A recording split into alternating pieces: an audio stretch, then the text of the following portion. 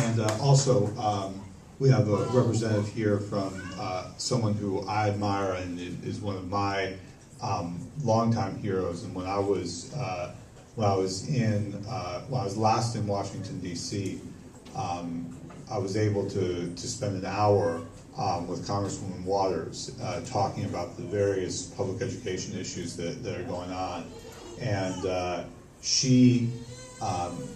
The time we spent the most on was the time talking about adult education, and I want you to know that it's very, very important to her. And I forgot Hamilton from Congressman Waters.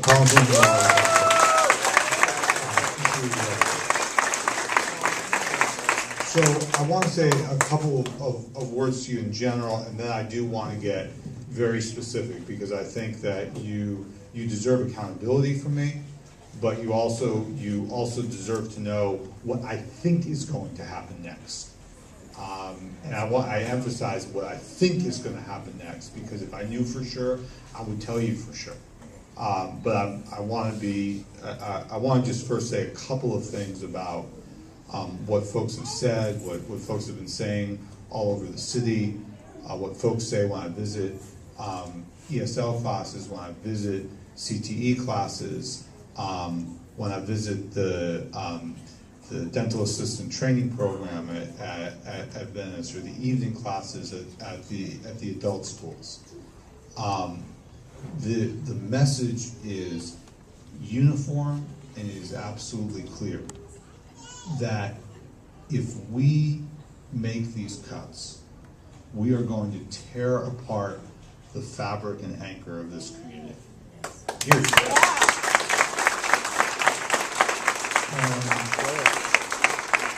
we are going to, I really do believe that if this comes to pass, we will be forced to recognize that the economic situation in this city is no longer, we don't get to say that the word that we've become comfortable with, which is recession. If these cuts occur, we will be in a depression. That will be what the situation is because of what the public sector cuts will be. These are things, we are in the context of things that we never imagined. And I want to take you through just a couple that are, to me, as a lifelong educator, are just astounding. We don't have summer school. We've cut summer school completely. It's mind-boggling that we are 3 weeks away from the summer, and we have, in many communities in the city, there is absolutely no plan for what children will do during the summer. None.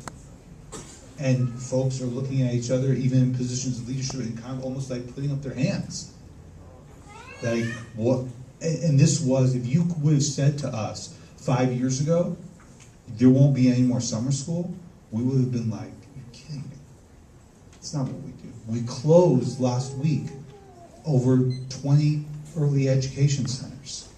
The most, it is, and everybody agrees, everybody in this room, the reason why we focus so much on ESL is about parents and families and kids.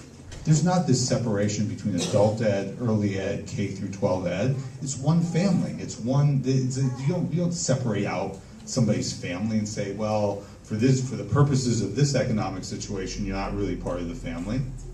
And that's what we're trying to do. And we've actually had to close centers. They will sit idle. They will sit idle. This is the reality of our situation. I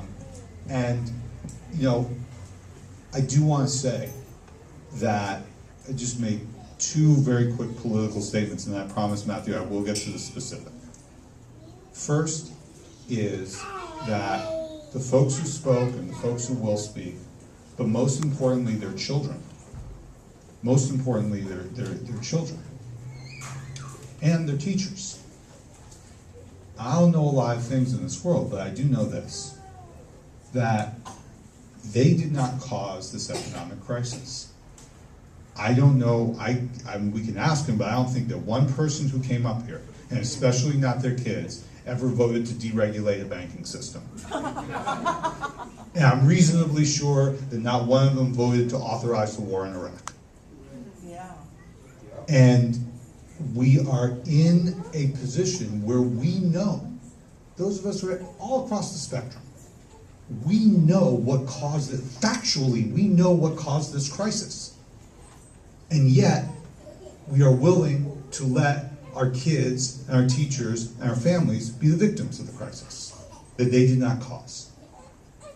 And lastly, in a political sense, I just want to say this about UTLA and about labor in general. A lot of things about what is happening are making me angry. But nothing makes me angrier than the lawsuit that was filed last week.